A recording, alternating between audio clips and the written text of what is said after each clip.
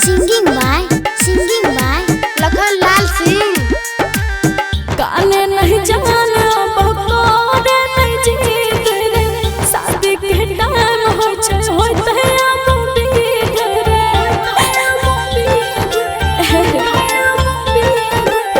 गाने नहीं जाना बकोरे नहीं जीत रे, शादी के टाइम हो छै होते अब बीत रे। दूर हमारा से हट हट आंसू गिरा फट फट रो रो के बिगड़ हलतिया रे।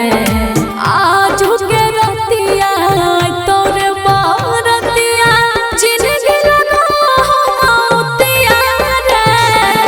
आज के रतिया तोरे बारतिया दुबियोर धना से बदनवा चुमई तोगे मरवा के साथ फेरा तोड़ा घुमई तोगे।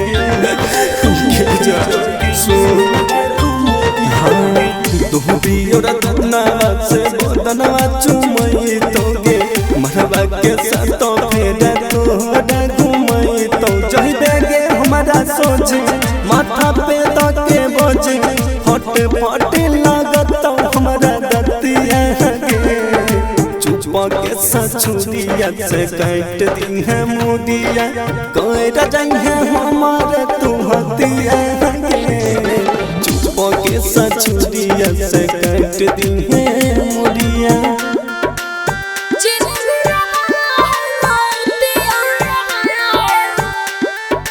इंडिपेंडेंट रिकॉर्डिंग स्टूडियो सुनवाई सहरसा।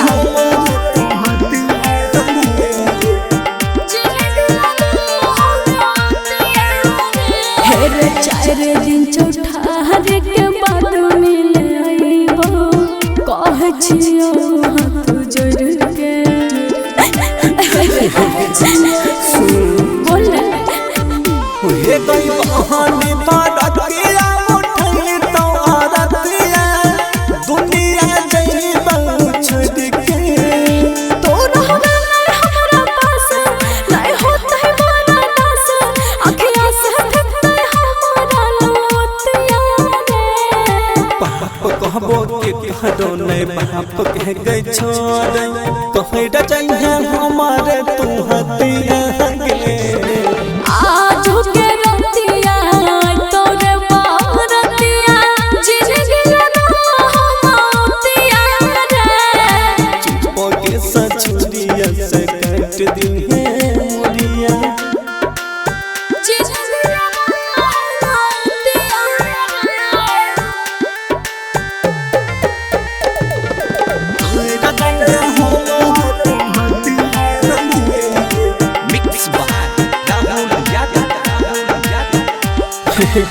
सहजा बाबा हमारा तू पेरा बच्चा नहीं है करे गई है अंतिम संस्कार गे।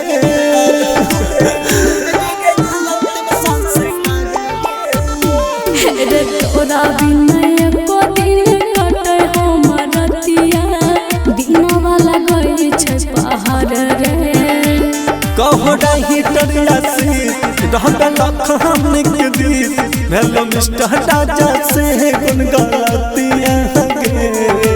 आज के रतिया तोरे बारतिया जिंदगी लगा होतिया रे। चुपा के सछुरिया से काट दी है मुदिया।